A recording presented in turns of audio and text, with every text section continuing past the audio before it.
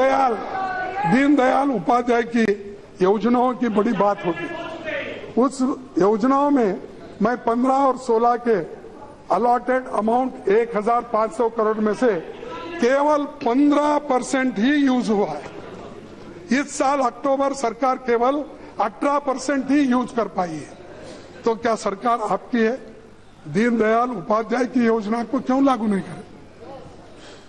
ये आंकड़े आपके हैं।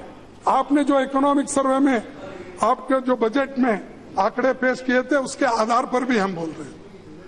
और दूसरी चीज, जो प्रधानमंत्री आवास योजना, सरकार को 2019 तक 1 करोड़ घर बनाने हैं, लेकिन अब तक वो सिर्फ 48,000 ही घर बना पाई, ओनली 48,000। तो ये अब 48,000 अब बने, ये 0.5% है। तो आप ही देखिए, आपके सरकार के आंकड़े ये बताते हैं कि सरकार तेजी से नहीं चल रही है, आहिस्ता चल रही है। और इसके बावजूद भी आप अपना प्रशंसा कर ले रहे हैं, कह रहे हैं कि हम बहुत तेजी से भाग रहे हैं, पीछे के लोग कुछ नहीं करे, हमने ये किया। तो ये, और दूसरी चीज स्वच्छ भारत का, अब ये आपका सपना है और आपने इसको स्वच्छ भारत का स्कीम लाया, लेकिन इसमें हुआ क्या? आपका रूरल एरियाज में लक्ष्य था 11 करोड़ 11 लाख टॉयलेट्स बनाने का। अब तक सरकार ने सिर्फ 2 करोड़ 7 लाख टॉयलेट्स बनाई।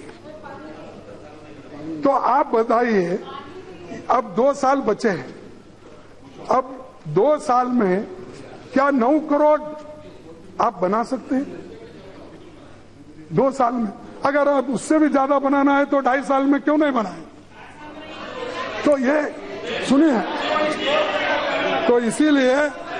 और दूसरी चीज, मैडम, बेटी बचाओ बेटी पढ़ाओ, ये आंकड़े 2011 से 2013 तक यूपीए सरकार के समय गर्ल्स एनरोलमेंट रेशियो 48.4% पहुंच गया था।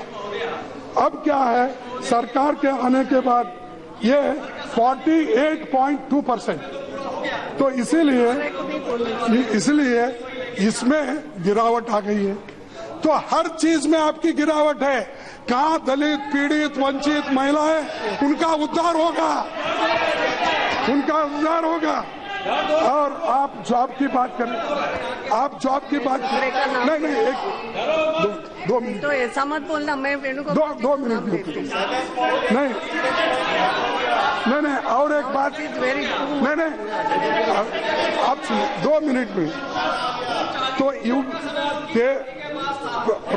प्रधानमंत्री जी ये कहे कि हर साल 2 करोड़ जॉब्स हम देंगे, लेकिन अब तक 2 करोड़ तो छोड़िए, बोले तो अब 3 साल में कम से कम 6 करोड़ देना था, नहीं तो 5 करोड़ तक आना चाहिए था। लेकिन आपने कितने जॉब दिए?